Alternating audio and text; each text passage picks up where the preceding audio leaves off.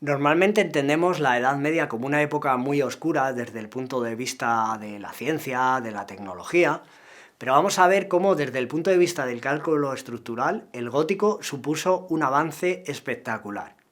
Y implica que los constructores de estas catedrales góticas tenían unos conocimientos muy avanzados y muy precisos de cálculo estructural.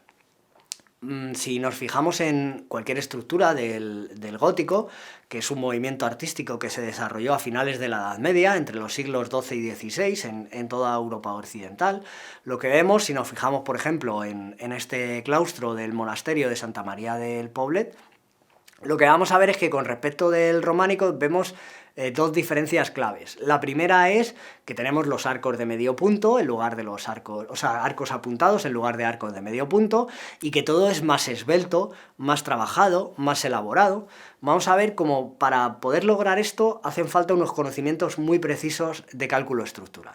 Si nos fijamos en cualquier catedral gótica, como esta, como la Catedral de León, lo que vamos a ver es que tenemos elementos como estos arbotantes. Fijaros qué forma tan extraña tienen.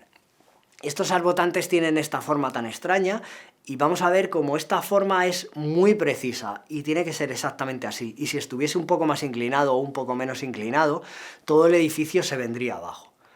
Aquí vemos un esquema de estos arbotantes y vemos que también aparecen unos elementos verticales que aparecen encima de los arbotantes, que son los que llamamos pináculos. Estos pináculos y estos arbotantes no solamente cumplan una función estética y están ahí porque son bonitos y hacen que la catedral sea más bella, sino que desde el punto de vista estructural son imprescindibles. Y ahora vamos a ver por qué. La primera diferencia con el gótico que vemos es que aquí tenemos un arco apuntado. El arco de medio punto es una semicircunferencia y esto es más vertical. La primera ventaja que esto tiene es que si dibujamos la línea de empujes, esta línea roja es la línea de empujes que representa las fuerzas que se van transmitiendo las dovelas, cada una de estas piedras entre ellas. Porque tenemos que recordar que estas piedras no tienen argamasa, si están sujetas es únicamente porque se transmiten fuerzas de compresión entre ellas, están comprimidas todas ellas. Bueno, pues esta línea de empujes es más vertical en un arco apuntado que en un arco de medio punto, y esto es muy importante. ¿Por qué es tan importante? Porque esta componente horizontal, las pequeñas componentes horizontales que tienen son las que hacen que se desestabilice la estructura. Las componentes verticales para soportarlas son muy fáciles. Colocamos una columna, el peso se transmite a la cimentación y ya está. Pero las componentes horizontales son las que hacen que estos arcos, que las columnas se abran y que todo el edificio se venga abajo. Y son las que nos dan más dolores de cabeza desde el punto de vista estructural. Bueno, al tener un arco apuntado, si utilizásemos la misma solución que en el románico, ya tendríamos una cierta ventaja, es decir, el arco apuntado lo que hace es que estas líneas son más verticales, entonces cuando vamos a dibujar las columnas, tenemos que la línea de empuje se sale fuera de la columna. Y eso haría que esa columna se partiese, aparecerían tensiones de tracción, se crearía una fisura, y la piedra que soporta también las tensiones de compresión, las tensiones de tracción no las soporta bien. Y entonces este edificio se vendría abajo. ¿La solución del románico cuál era? Pues era decir, bueno, pues coloco un contrafuerte detrás de cada uno de los arcos y entonces ya la línea de empuje me queda dentro del contrafuerte. Bueno, con el arco de medio punto esto ya supondría una ventaja porque estos contrafuertes no tendrían que ser tan anchos. Aquí ya tendríamos una ventaja. Pero a los constructores del gótico se les ocurrió una idea brillante. Una idea que es decir, bueno, no voy a hacer que mi estructura pase por esta línea de empujes, no voy a adaptar mi estructura a la línea de empujes. Lo que voy a hacer es adaptar la línea de empujes a la estructura. Si yo tengo una columna recta, voy a hacer que la línea de empujes sea recta. ¿Y cómo podemos hacer esto? Si nuestra línea de empujes está inclinada, ¿cómo hacemos que sea recta? Si tenemos estas componentes horizontales hacia afuera del arco.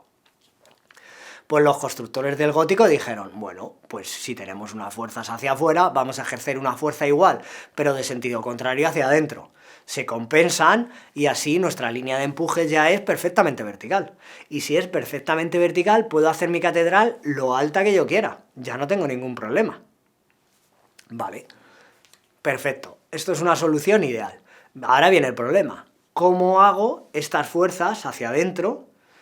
¿Cómo hago que se ejerza esa fuerza hacia adentro? Y que sea exactamente del valor que yo necesito para que la fuerza me quede perfectamente vertical.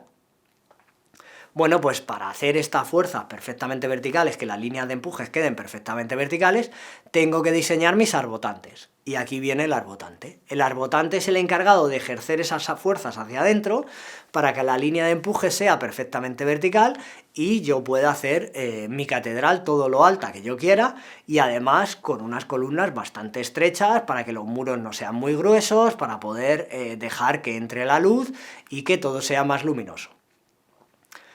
Pero ahora si me voy al arbotante tengo un problema.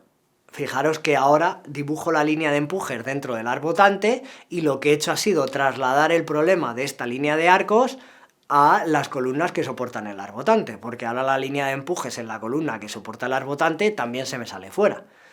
Podría hacer una segunda línea de arbotantes, que de hecho en muchas catedrales tenemos una segunda línea de arbotantes, pero tendríamos otro problema. No vamos a hacer una tercera, una cuarta, una quinta, sino que hay un momento en el que tenemos que parar. Y para parar, ¿qué es lo que hacemos? Pues la otra solución que encontraron los constructores del gótico fue decir, yo quiero que mi línea de empujes vaya hacia abajo, pues voy a ejercer más fuerza hacia abajo. Esta línea de empujes la voy a impulsar yo hacia abajo añadiéndole más peso. Y si le añado más peso, entonces puedo meterla dentro de mis columnas. Bueno, ¿y cómo añado ese peso? Pues ahí aparecen los pináculos. Ya os he dicho que todos estos elementos que parecen adornos y parece que están ahí para hacer que las catedrales sean más espectaculares y sean más hermosas, también cumplen una función estructural y cumplen una función muy precisa. Si dibujamos las líneas de empujes en cualquiera de estas catedrales, vamos a ver que esto es muy preciso, no pasa a mucha distancia del borde, sino que está pasando a unos pocos milímetros. Es decir, si los arbotantes fuesen un poco más altos, un poco más bajos, se caería. Si en el pináculo tuviese un poco más peso o un poco menos de peso, también se podría venir abajo todo el edificio. Todo esto está calculado con muchísima precisión. De modo que toda esta estructura tan bonita que vemos, detrás hay unos cálculos muy precisos que tenían estos constructores de finales de la Edad Media. Aquí ahora volvemos a ver esta imagen donde vemos dos líneas de arbotantes con sus pináculos, pues espero que ahora cuando veáis esto lo estéis viendo con otros ojos. Ahora, después de saber esto, vemos esta imagen y ya vemos que ahí hay un conocimiento muy preciso detrás y somos capaces de valorar más todas estas construcciones.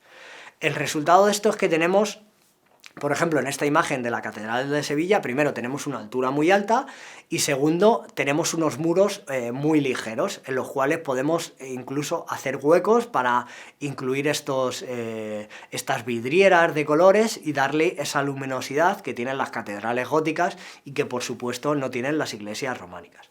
También hay otra característica muy importante del gótico que le diferencia del románico, y es que, como vemos, no solamente está aplicado a edificios religiosos, también a edificios civiles como este Palacio Ducal de Venecia.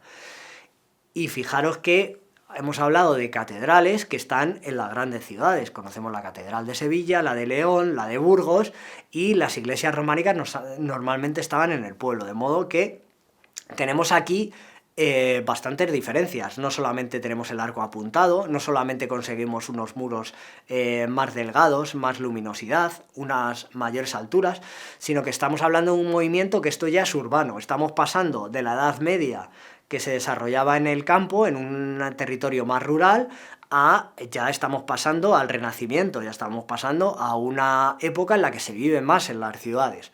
Ya no es todo tan religioso, la sociedad civil empieza a jugar su papel, entonces en este cambio del gótico, del románico al gótico, también estamos viviendo el cambio de la época feudal a el Renacimiento y el florecimiento de una nueva sociedad.